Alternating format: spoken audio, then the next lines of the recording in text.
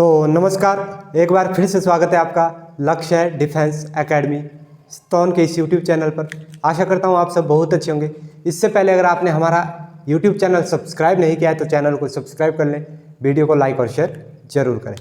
देखिए, जैसा कि आप सभी को पता है कि हिंदी के किस टॉपिक में, शब्द और भेद के टॉपिक में कौन सा पार्ट चला हुआ था हमारा। हमने बोला था कि शब्दों का हम वर्गीकरण करेंगे और शब्दों का वर्गीकरण किस किस आधार पर होता है ये हमने पिछली वीडियो में आपको बता दिया था। उसमें से हमने 4 प्रकार से बोला था शब्दों का वर्गीकरण। सबसे पहला हमने कर दिया था पिछले वीडियो में उत्पत्ति, स्रोत और इतिहास। इस आधार पर हमने जो है शब्दों का वर्गीकरण किया। कितने प्रकार के होते हैं इस आधार पर? 4 प्रकार हमने बताए थे, तत्सम, तद्भव, देशज, विदेशज। और 5 किस प्रकार से होते हैं वो हमने बता दिया था कि क्या ऐड करना है इसमें, संकर। फिर आज हम दूसरा जो टॉपिक है, यानी पहला उत्पत्ति, स्रोत, इतिहास के आधार पर, और दूसरा हम करेंगे व्युत्पत्ति, रचना और बनावट के आधार पर शब्दों के कितने प्रकार होते हैं। प्रश्न आ सकता है डायरेक्ट। आज हम करेंगे रचना के आधार पर शब्दों के प्रकार। तो ये हमारा चार जो पार्ट है उसमें से दूसरा पार्ट रचना, बनावट या व्युत्पत्ति के आधार पर। मैंने पहले ही आपको बताया था, रचना के आधार पर आए, बनावट के आधार पर आए या व्युत्पत्ति के आधार पर आए, किसी भी आधार पर आए, आंसर क्या होगा? 1 होगा। क्या? 3।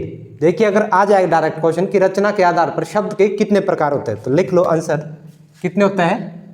3 प्रकार। डायरेक्ट आंसर होगा इसका। व्युत्पत्ति के आधार पर कितने होते हैं? 3 प्रकार। बनावट के आधार पर कितने होते हैं? 3 प्रकार। तो 3 प्रकारों कौन कौन से होते हैं? रूढ़, यौगिक और योग रूढ़। आज हम यही 3 टॉपिक करने वाले हैं। रूढ़ शब्द कौन से होते हैं, यौगिक शब्द कौन से होते हैं और योग रूढ़ कौन से होते हैं। कॉन्सेप्ट के साथ करेंगे, डिटेल से करेंगे। अगर एक बार आपने वीडियो देख ली, नोट्स बना लिए, तो जिंदगी में क्या है, कभी इस चीज़ को नहीं भूलोगे। तो सबसे पहले हम कर लेते हैं रूढ़ शब्द। इसको समझ लेते हैं आखिर रूढ़ शब्द की परिभाषा क्या है, रूढ़ शब्द किसे कहते हैं। देखिए, रूढ़ का मतलब होता है रूढ़िवादी, जिसे हम बदल नहीं सकते, जो एक टाइप से क्या है, जिद्दी टाइप का हो, जिसका कोई दूसरा अर्थ ना हो, उसको कहते हैं रूढ़। पहले परिभाषा लिख लो, जिन शब्दों के सार्थक खंड ना हो सके। मैंने पहले ही कहा था, सार्थक क्या होता है? जिसका कुछ ना कुछ अर्थ होता है, जिसका कुछ ना कुछ अर्थ निकले। तो इस चीज़ को ऐसे समझना है, यानी कोई शब्द है और इसको मैंने 2 टुकड़ों में बांट दिया, ये अलग लिख दिया, ये अलग लिख दिया, तो ये बोला इसका कोई अर्थ नहीं निकलेगा। और जब अर्थ नहीं निकलेगा तो वो कौन सा हो जाएगा? वो हो जाएगा फिर रूढ़ शब्द। जैसे दाल, ये एक शब्द तो है, तो ये क्या बता रहा है कि शब्दों के सार्थक खंड ना हो सके। तो यानी जब हम इसको तोड़ देंगे, इसको तोड़ देंगे, तो इसका कोई अर्थ नहीं रह जाता। ला अलग हो गया, दा अलग हो गया। तो यही चीज़ समझा रहा है यहाँ पर। फिर या तो ये परिभाषा लिख लो या लिख लो, जो शब्द किसी विशेष अर्थ के लिए रूढ़ हो जाए, यानी कोई भी शब्द है उसका एक विशेष अर्थ तो होगा। जैसे नाक, दाल, रोटी, चावल, बात, तुम, सब, ये सारे के सारे शब्द क्या है? ये रूढ़ शब्द है। बाकी हम डिटेल से करवाते हैं। एग्जाम्पल देख लेते हैं पहले। जैसे हमारे पास इसके बहुत सारे एग्जाम्पल हो जाते हैं। देखिए, एक चीज़ तो नोट कर लो कि 90% एग्जाम्पल जो 2 वर्णों से मिलकर बने हो, जैसे 1 2 1 2 1 2 1 2, ये इस टाइप के जितने भी एग्जाम्पल हो गए 99% किस में आ जाएंगे? रूढ़ शब्द में। परंतु जरूरी नहीं है कि सिर्फ 2 ही वर्ण वाले जो एग्जाम्पल हो इसमें आएंगे, 3 वाले भी आ सकते हैं। वो हम बताएंगे कि कहाँ कहाँ आ सकते हैं, परंतु 2 वाले तो 99% क्या है, इसी में ही आएंगे। तो पहला एग्जाम्पल है दिन, लोहा, कुर्सी, दिन, रात, घर, रोटी, मुख, चल, आग, गुण, सरल, कठिन, लड़का, लड़की, तन, मन, धन। जितने भी इस प्रकार के एग्जाम्पल आपको मिलते हो सारे के सारे किस में आ जाएंगे? रूढ़ में। हमने बोला कि जब हम इसको तोड़ेंगे, जब हम इसका संधि विच्छेद करेंगे या 2 खंडों में डिवाइड कर देंगे, तो इसका जो अपना कोई अर्थ नहीं रहेगा। अभी देखो, अगर हम सिंपल देखेंगे तो आग का मतलब आग ही होता है। अगर हम तोड़ेंगे तो इसका कोई भी औचित्य नहीं रह जाएगा। गुण हमें जैसे हम बोलते हैं पहले लगता है कि किस गुण की बात हो रही है, इसका कोई दूसरा अर्थ नहीं होता। दिन, रात, अब इसको तोड़ो एक बार, दी प्लस ना, तो दी अगर हम अलग लिख दे, ना अलग लिख दे, तो ना तो दी का कोई अर्थ होता है, ना का कोई अपना अर्थ होता है। वैसे ही ना तो लो का कोई अर्थ रहेगा, ना ही हा का कोई अर्थ रहेगा, ना कु का अर्थ रहेगा, ना रस्सी का अर्थ रहेगा, ना दी का अर्थ रहेगा, ना न का अर्थ रहेगा। तो इसी प्रकार आप सारी की सारी चीज़ें नोट कर सकते हैं। अगर हम तोड़ेंगे और इनके सार्थक अर्थ बनाने की कोशिश करेंगे तो इनका कोई भी सार्थक अर्थ नहीं बनेगा। तो ये क्या है, हमारे रूढ़ शब्द। दूसरा कर लेते हैं यौगिक। देखिए यौगिक को आप क्या है, नाम से ही पहचान सकते हैं। यौगिक का मतलब क्या होता है, योग, योग यानी जोड़ना। जो शब्द दो या दो से अधिक शब्दों से मिलकर बना हो उसे क्या कहते हैं, यौगिक। यौगिक पहले ही नाम से पता चल रहा है, यौगिक का अर्थ क्या होता है, जुड़ा हुआ, यानी दो या दो से अधिक शब्दों से क्या होगा, जुड़ा हुआ होगा। तो यही इसकी परिभाषा बन जाएगी, लिख लो। जो शब्द दो या दो से अधिक शब्दों से मिलकर बना हो वह शब्द क्या होगा, यौगिक शब्द। इससे पहले जब हमने रूढ़ किया था तो रूढ़, अगर हम जैसे दाल, ये क्या है, रूढ़ शब्द है। अगर हम इसको तोड़ दें, इसको अलग अलग कर दें तो दो शब्द नहीं रहेंगे, ये क्या रहेंगे, दो वर्ण रहेंगे। ये वर्ण अलग है, ये वर्ण अलग है। हमने पहले ही कहा था शब्द कैसे बनता है, दो या दो से अधिक वर्णों से मिलकर, वर्णों के समूह से मिलकर, और उसका कोई अर्थ होना चाहिए। परंतु दा का ना कुछ अर्थ है ना इसका अर्थ है, और वर्ण भी इसमें एक ही है, इसलिए ये क्या है, शब्द नहीं रहेगा जब इसको तोड़ेंगे। परंतु यहाँ जब हम इसको तोड़ेंगे तब भी उसके बाद भी ये क्या है, शब्द अलग अलग रहेंगे। जैसे एग्जाम्पल देख लेते हैं। पहला एग्जाम्पल हमारे पास है सेनापति। सेनापति, अब सेनापति कौन होता है, सेना का नेतृत्व करने वाला, जो किसी सेना का नेतृत्व कर रहा होगा। तो सेना शब्द अलग है और पति शब्द अलग है, समझ रहे हैं ना, तभी तो बना। ये एक शब्द ये हो गया, एक शब्द ये हो गया, यानी दो या दो से अधिक शब्दों से मिलकर जो बना। सेम उसी प्रकार यहाँ अनुशासन। अब मैं यहाँ से प्रश्न कर सकता हूँ कि हमने जो उपसर्ग और प्रत्यय है वो कर चुके हैं, तो मैं आपसे पूछूंगा कि अनुशासन में कौन सी उपसर्ग है लगी हुई, तो आपने कमेंट बॉक्स में बताना है। तो जितनी भी ये उपसर्ग और प्रत्यय होती है वो भी सारे के सारे एग्जाम्पल कहाँ है, यौगिक शब्द में। यहाँ भी दो शब्द है, अनु अलग हो गया और शासन अलग हो गया। फिर है धनवान, धन अलग है, वान अलग है। फिर है पुस्तकालय, इसको सही लिख लेना है, पुस्तकालय, ठीक है। तो ये क्या है, पुस्तक, पुस्तकालय। तो एक हो गया पुस्तक, एक हो गया आल्य। फिर है राज पुरुष, यानी राजा का जो पुरुष है, राज शब्द अलग है यानी राजा, पुरुष शब्द अलग है यानी पुरुष।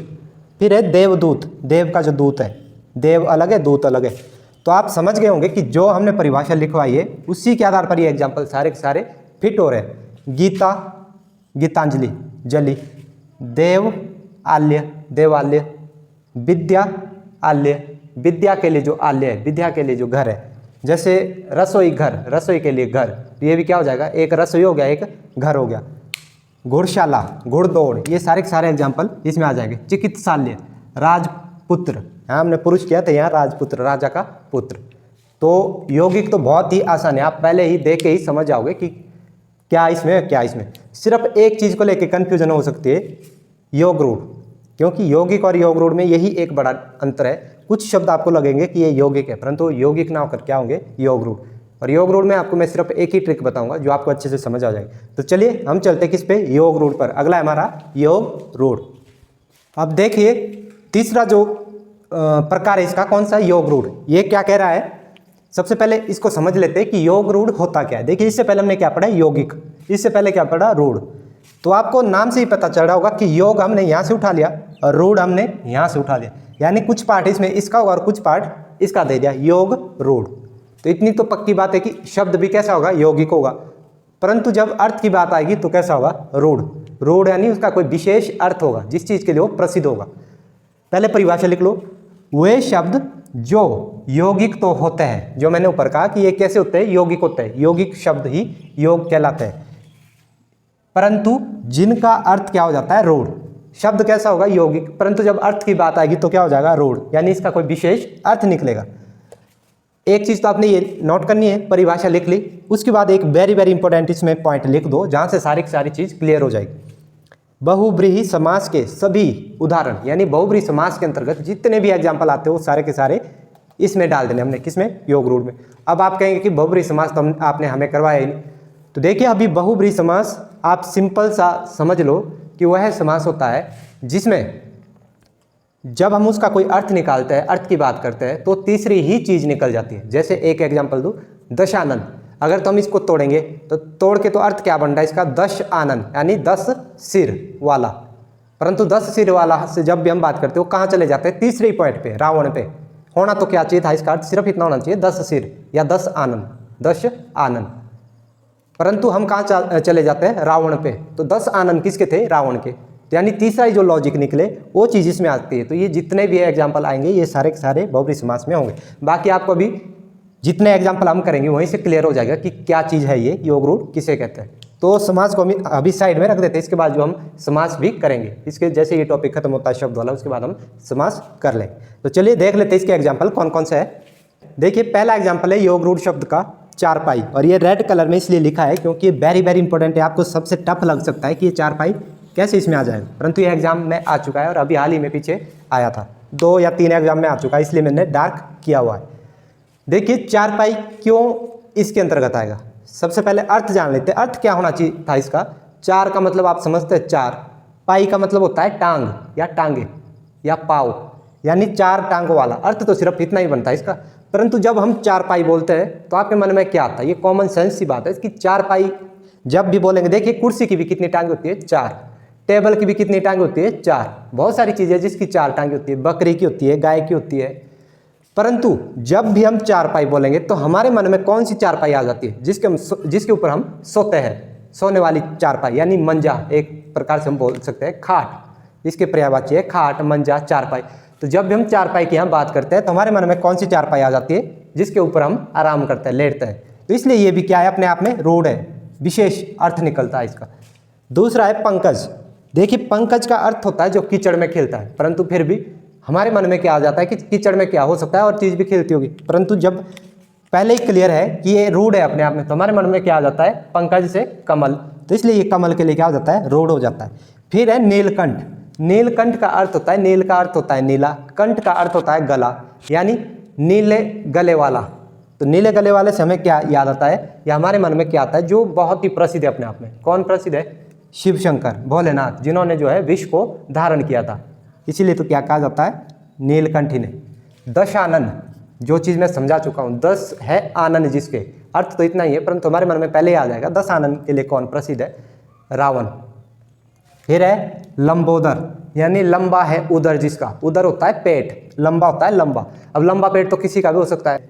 फिर है पीतांबर, यानी पीला है अंबर जिसका, पीला है अंबर जिसका, ये आपको अच्छे से पता है। फिर सेम चीज़ है जलज पंकज, जलज भी वही है, पंकज भी वही है।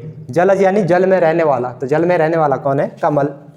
चक्रधर यानी चक्र को धारण करने वाला। अब चक्र को धारण कौन करता है, ये आपको पता है, किसके लिए कौन प्रसिद्ध है। फिर है राधे श्याम। अब राधे श्याम तो अगर मेरा नाम होगा तब भी क्या है, मैं राधे श्याम नहीं बन जाऊंगा नाम से। राधे श्याम से हमें पता है कि किसकी बात हो रही है यहाँ पर। राधे श्याम क्या है, एक फिक्स, एक रूढ़ शब्द है। तो ये सारी की सारी चीज़ थी जो हमने आज की। पहला हमने किया था स्रोत, उत्पत्ति और इतिहास के आधार पर। ध्यान रखनी है ये चीज़ें, स्रोत के आधार पर पूछे, उत्पत्ति के आधार पर पूछे, इतिहास के आधार पर पूछे, प्रकार कितने लगाओगे, 4। दूसरा है रचना के आधार पर पूछे, बनावट के आधार पर पूछे, या व्युत्पत्ति के आधार पर पूछे, प्रकार कितने लगाओगे, 3। ये चीज़ भी मैं आपको क्लियर कर दूं, व्युत्पत्ति और उत्पत्ति दोनों में फर्क है। उत्पत्ति के आधार पर कितने लगाओगे, 4। व्युत्पत्ति के आधार पर कितने लगाओगे, 3। स्रोत, उत्पत्ति और इतिहास। इतिहास से आप क्या समझते हो, जो इतिहास में लिखा गया है वही हमने देखा है कि अच्छा किस प्रकार से शब्द का अर्थ निकलता है। यहाँ जो रचना, यानी किस प्रकार से शब्द की रचना हुई है, जब हम रचना की बात करते हैं, बनावट की बात करते हैं, व्युत्पत्ति की बात करते हैं, तो इसमें यही चीज़ तो दिखाई गई है कि रचना कैसे कैसे हुई है, बनावट कैसे कैसे हुई है शब्दों की, वो चीज़ हम इसके अंतर्गत कर रहे थे, जिसमें हमने रूढ़, यौगिक और योग रूढ़ को किया। अगला हम करेंगे किसके आधार पर, प्रयोग के आधार पर, और रह गया हमारा अर्थ के आधार पर। अगला जो करेंगे हम रूप और प्रयोग के आधार पर, जो रह गया है रूप, प्रयोग और अर्थ के आधार पर, वो हम अगले वीडियो में कवर करेंगे।